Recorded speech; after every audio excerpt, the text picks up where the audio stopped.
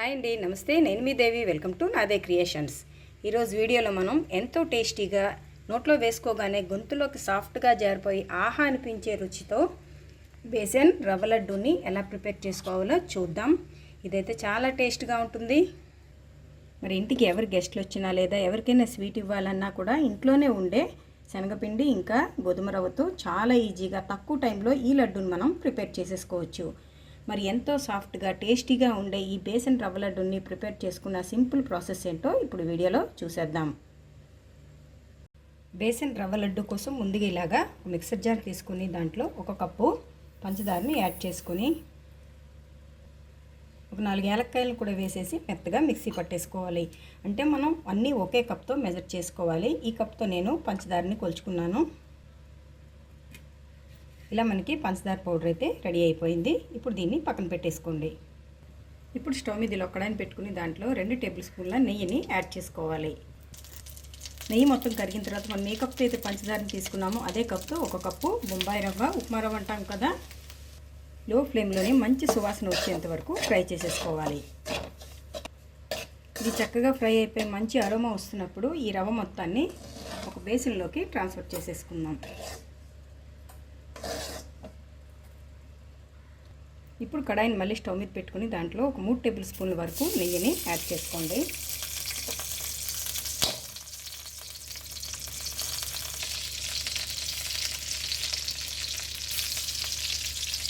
ఈ నెయ్యి మొత్తం ఇలా మెల్ట్ అయిన తర్వాత మనం ఏ కప్పుతో అయితే పంచదార రవ్వని మెజర్ చేసుకున్నామో అదే కప్పుతో 1 కప్పు వరకు శనగపిండిని వేసేసి లో ఫ్లేమ్లోనే ఫ్రై చేసుకోవాలి. చూడండి, ఇప్పుడు మనకి నెయ్యి మొత్తాన్ని శనగపిండి పీల్చేసి ఇలా పొడి పొడిగా అయింది కదా. శనగపిండి మొత్తం ఫ్రై అయిన తర్వాత ఆ నెయ్యిని మళ్ళీ అది వదిలేస్తుంది. అప్పటి వరకు మనం దీన్ని ఇలా కలుపుతూ ఫ్రై చేసుకోవాలి. ఫ్లేమ్ని లోలోనే అడ్జస్ట్ చేసుకుని ఇలా మనకి ఫామ్ అవుతున్న లంప్స్ని ఇలా మ్యాష్ చేసుకుంటూ ఫ్రై చేసుకోండి.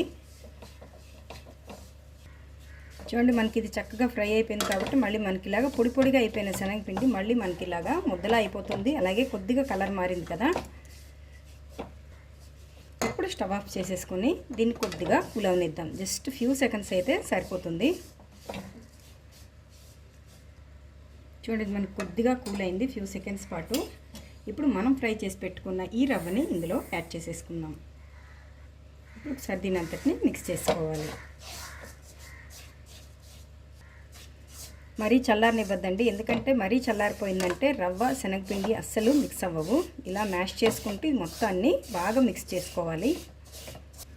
ఈ రవ్వ శనగపిండి కొద్దిగా చల్లారాయి, మనం చేత్తో పట్టుకోగలిగేంత వేడైతే వచ్చింది. ఇప్పుడు ఈ మొత్తాన్ని మనం ఒక బౌల్లోకి ట్రాన్స్ఫర్ చేసుకుందాం. ఇప్పుడు ఈ మిశ్రమంలో మనం పొడి చేసి పెట్టుకున్న ఈ పంచదార పౌడర్ని వేసేసుకుందాం. మరి వేడిగా ఉన్నప్పుడు కనుక ఈ పంచదార పౌడర్ని వేసేస్తే అది మెల్ట్ అయిపోయి మొత్తం మనకి లూజ్గా అయిపోతుంది. అందుకే కొంచెం వేడి చల్లారిన తర్వాత ఈ పంచదార పౌడర్ని యాడ్ చేసుకోవాలి. ఇప్పుడు దీని మొత్తాన్ని మిక్స్ చేసేసుకొని లడ్డూలా చుట్టేసుకోవడమే.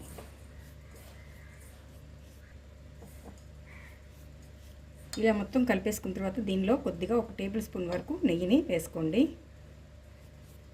ఇప్పుడు మొత్తాన్ని మిక్స్ చేసేయండి.